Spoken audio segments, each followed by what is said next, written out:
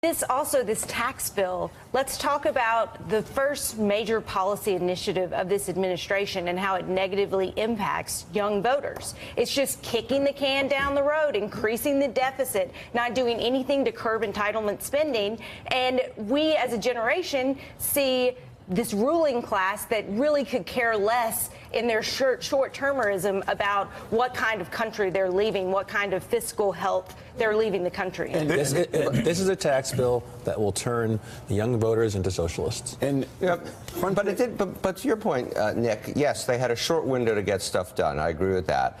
But it didn't have to be this way. You could fix the corporate tax code and still be fair to individuals and still help working Americans and still do a lot of stuff. This is the swamp taking over. This is every special interest, everything Donald Trump said he wasn't going to do happening in front of our very eyes. Yep. Here's where the Republicans really get crushed, though. Front page of the Financial Times, headline, U.S. companies set for big profit windfall from tax overhaul. Fantastic. Young people out there working, suburban families struggling to make ends meet, they know, and they're going to find out, that the tax cut that they get is pretty much meaningless in terms of their everyday lives. But they also know the reality that the big companies that they work for, the conglomerates that they work for, the companies' profits are going to soar. They're not going to hire. Well, and it won't be passed down. We said that happened in the 1980s. Never happens. That doesn't happen now. They're not going to. They're going to buy back more shares. Everybody said it. I mean, you know, Gary Cohn asks all the CEOs. Nobody raises their hand. You know why? Because they know they're going to get the tax break. They're going to buy back stock, and the millennials. The younger voters that Elise are talking about, millennials, you just had $1.5 trillion stolen from you. Now, past Congresses have stolen $20 trillion from you. And over the next 10 years, they're going to steal another $10 trillion from you. And they're going to die. And then you're going to be left holding the bill.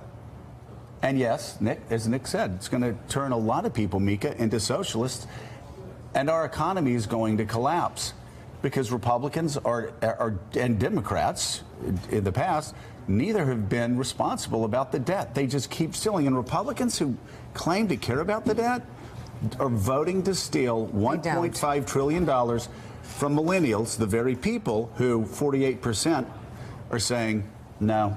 We don't like the Republican Party. Those are record numbers. The House Rules Committee is set to meet today to lay out the rules for debate around the GOP tax bill when it heads to the House floor for a vote. Speaker Paul Ryan has signaled that could happen as early as tomorrow. The move comes after House and Senate Republicans unveiled their joint tax bill Friday afternoon. The plan dramatically cuts corporate tax rates and overhauls the individual tax code. The bill will keep the current 7 brackets for income taxes, but it lowers the rates and changes the income thresholds. For example, the top rate would be 37% versus 39.6% under current law. And the individual tax cuts expire after 2025. Meanwhile, the standard deduction is almost doubled to between $12,000 for individuals and $24,000 for couples. The new tax bill cuts the corporate tax rate from 35% to 21% while taxing foreign earnings at lower rates, and the bill offers an expanded child tax credit for some low-income families, thanks to a push by Republican Senators Marco Rubio and Mike Lee. That more generous child tax credit was key in securing Senator Rubio's support for the final bill, as party leaders worked to make sure they had the votes needed from GOP holdouts. Senator Bob Corker, who voted against the initial Senate bill over deficit concerns, now says that he will vote in favor of the final version. We'll get to the news surrounding Corker in just a moment, because there is some there. And Senator Susan Collins is also expected to back it. Why would Susan Collins back this bill? Anybody have any answers on that? Well, given her vote on health care? Excuse me? Given her vote on health care reform? Right, but what they promised her, and we'll see whether they can deliver it or not, or they do deliver it or not, are votes on 2 other health care bills that are coming along that would restore some of the subsidies, and in her mind, offset the loss of the individual mandate in this tax bill. Votes yet to come. Votes yet to come. We know how that always works out, good don't luck. we? They never come and they never get the votes. give you what they promise you. She has to know that.